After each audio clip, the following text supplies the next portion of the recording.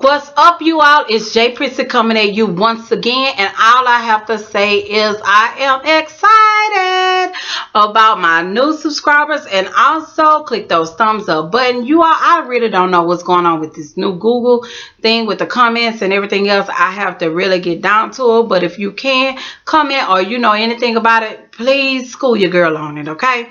Now, I also have to say, share this video with your friends and your family and your loved ones. Yeah, well, yeah, friends, family, loved ones. Yeah, whatever. But that's what I mean. I think I said it wrong. Friend, loved ones is friend, family.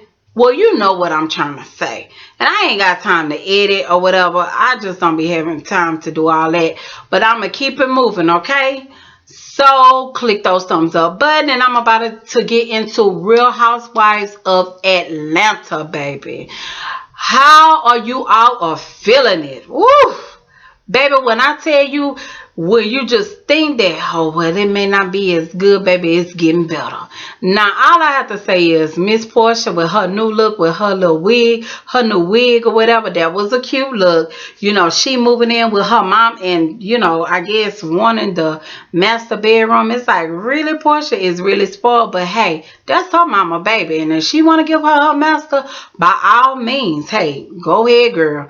But Cardell is bringing her stuff the next day, so that was like kind of interesting.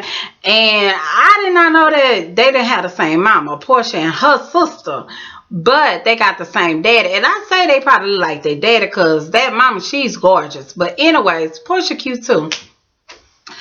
But anywho, let's get into Miss Kenya having this little luncheon or whatever with Miss Nene, trying to, you know, I guess gain sympathy, you know, with Nene. But Nene wasn't having it, and Nene was like, girl, look, everybody got their own little issues and their little problems. Like, I guess Kenya felt like somebody should have reached out to her if they was any type of friends, but let her tell it she not broke and all this other stuff. But now you want to tell us that the lady did put you out the house. So that's what I gather. It's like, girl, gone on. And that makeup, oh my God, it's like, Kenya, you need to quit playing in a Crayola box and doing your own makeup. Surely you could put in your contract for this second season that you are on here to get you a nice makeup artist. Like, I don't know who the hell do her makeup for the confession time. When she does it, they do a damn good job on Miss Kenya. It's like she be looking pop, pop, pop, like, baby, she be looking gorgeous. I'm not gonna lie. But when it's just like outside of confessions, they makeup be looking a funky ass mess. And it was just like, it was just driving me because I know she's a pretty lady. I'm just like, I don't know. I'm over that. I'm just saying, I just need her to put that next time in her contract that whenever she does a taping or whatever, she needs to have whoever that is doing her makeup in confession time, because they do it right. She looks gorgeous. She looks like a chocolate Barbie. And yeah, but anyways, Nene wasn't trying to have it. Nene was telling her, you know, they need to clear the air with Phaedra, because girl code, like, you don't need to be texting nobody else's man. And you're going to be in a circle. Like, surely Nene and Phaedra do not get along, but they are in the same circle. They all about making this money. And hey, at least we could walk by each other and say hello, you know? So that's what it all boils down to. Now, I'm going to put a little thing in that, because it's like, okay, Kenya saying like, you know, she was down for it and everything else. Now, it goes to Candy and her mother. I really felt, I was really, really upset at Miss, I don't know what her mama name is. Candy mama. That's what I always call her. I have a problem with her and Candy business. Like, the first time, I know I say, you know, we saw the thing with AJ. Maybe she knows some things we don't know and everything else.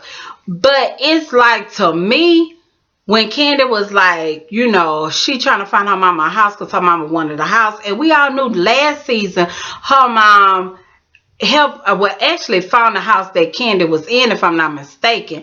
And her mom probably thought, well, like Candy was saying, like she thought that she was gonna move in with them. I don't know if you remember that last year, but it was like she was fresh in a relationship, and it's her and Todd like, no, like Mom, you can't come in. So I guess Mom was on a mission, like I want a new house too, but it was nothing to her liking, so they agreed to stay at Candy house. She was moving Candy old house.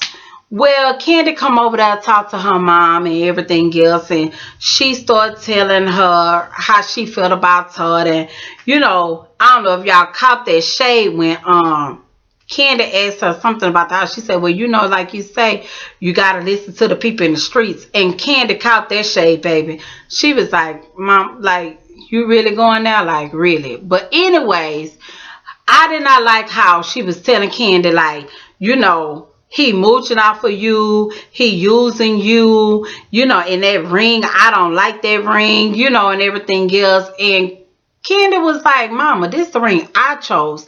I didn't look at the amount it was. I saw what I like, and he bought exactly what I like. Like, how dare you say that? She was like, I'm not about what you about, like the big and all this other stuff, the boldness and everything else. And let it be known that Candy mama never liked nobody that Candy has actually dated. And maybe because the mama want to make sure that Candy can always take care of her mother, and which I think that Candy is a smart woman, that she's not going to let a man come in and dictate what she will do or whatever. And she was talking about prenups and all of this other stuff. It was just very, very disappointing to see how her mama was really acting. And I really feel like she was not putting on for the camera. And then here it is, she bringing up Riley, saying that Riley doesn't really care for Todd, that she just speak and keep going. But Candy was like, when we are together, we have a good time. And she was like Riley is very outspoken. And she felt like that if she felt that kind of way, she would have came and told Candy and not her mama. But I just feel like that mama, she was dead ass wrong. And just saying, how quit saying, because she kept Candy kept saying our house. Her mom was like, our house. Quit saying our house. That is not our house. That is your house. That is not his house. He don't help you. And she was like, Mama, he helps me. He helps provide and everything else. And, she was just letting her mama know, like, she's dated guys that were multimillionaires and everything else. And they feel like that because they are men of power and have all this money, that they have all these women and they can juggle and they treat you like shit and everything else. And other women are okay with that because they are multimillionaires. And she was like, she's been there. And she was like, well, I mean, you could date a policeman, you could date a fireman. She was like, Mama, what are you talking about? He makes more than a policeman. He makes more than a fireman. It's just like at the end of the day, the mama just coming up with anything. And I feel like she using that child, trying to say Riley got a problem with him. Now, Riley probably was mad at Todd that day and told her grandma, well, my grandma, I just speak to him. I just say, hey and bye. Probably because, Todd probably said a little rules and probably was a little stern with her. And she probably felt some kind of way and probably came back and told the grandmother, or the grandmother just lying. We don't know. But I just felt like that really disappointed me. And I was just really sad for Candy to go through this with her mama again, with her life. It's just like, you're going to have to get on the bandwagon, Mama. Candy is ready to get married, okay? And it seems like that she's in love, so you need to support her. If she can lay with him, surely you can walk by him. And that's all I got to say about that. Now, let me move on to Miss Kenya and having this little conversation with the women, with Phaedra. Like, they all met up, but they met up prior to this and was just saying, Phaedra was telling them that, yeah, Kenya did offer to do a little fellatio on her man. So all of them in the group feeling some kind of way. Candy, like, she know how she'll feel about, if Kenya came on to her man. Like, she'll have a problem with that, which any woman would. So they all meet up again. And Kenya still, was having some kind of animosity towards, I guess, Phaedra or whatever. And I was not feeling it. I was just like, come on, Kenya.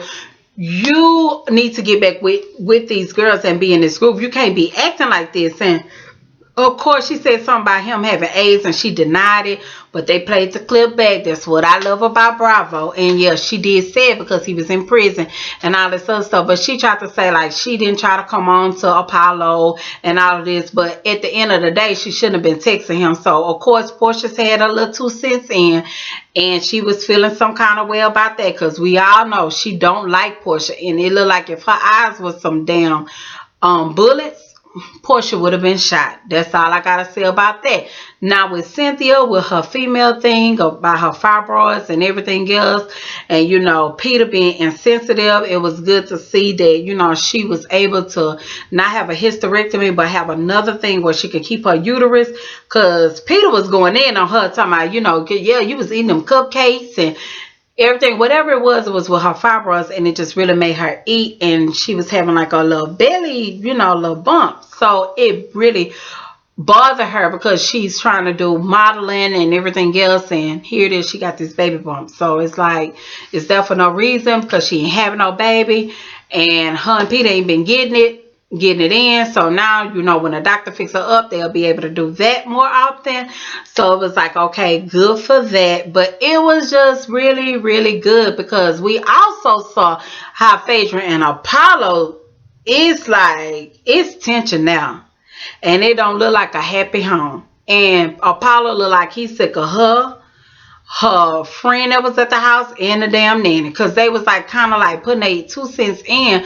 But like Phaedra felt like Apollo always want recognition, like, oh Apollo, you doing a good job, oh Apollo, you doing a great job, all this, he like praises all day long. Well Phaedra, that's probably something you was doing in the beginning before you got Apollo, and probably when y'all got married. And now it's like, you know what, you got these kids, you ain't got time to give him no praises. Like, help me change these pampers and get to these kids while you over there looking as good as you are and just, you know, doing a little renovation. I need a little more help around here, you know, which I get it. You know, she's probably tired, but Phaedra always seemed like she is as extravagant as she is. Like, you know, she loves the big things and everything else. I'm surprised, as grand as she is, somebody who had 20 some damn cakes, and I think that baby had 12 cakes. Yeah, he had 12 cakes for his first party. Yeah, birthday party. I guess one for every month. Surely you could get you 2 damn nannies. That's all I gotta say. You know, hey, you've been on here a couple of more seasons. You doing the mortuary thing and everything else. I was just surprised that she only had 1 nanny, because Phaedra comes off like she's a Southern Belle and she's about this and she's about that, and she's a busy woman. So it's like, you know, I'm just surprised you're not paying 2 people to pay to keep your kids and have a nanny while Apollo just stays sexy and doing the renovation around the house and all this other stuff. But baby, if he had some bullets in his eyes, that nanny would have been shot too. Because she was like, yeah, because Phaedra, she do have a lot on her plate. And my thing is this: when a married couple is having a dispute or whatever, and you can see the tension, shut the fuck up. Don't say nothing. Just be eye on the wall, or whatever you want to call it, a spot on the wall, because that ain't no good thing to get into. Because when they get on good terms or whatever, here come your ass, they gonna be looking at you sideways. Like, you know, he gonna always look at that nanny some kind of sideways, because it look like she's always putting in her 2 cents.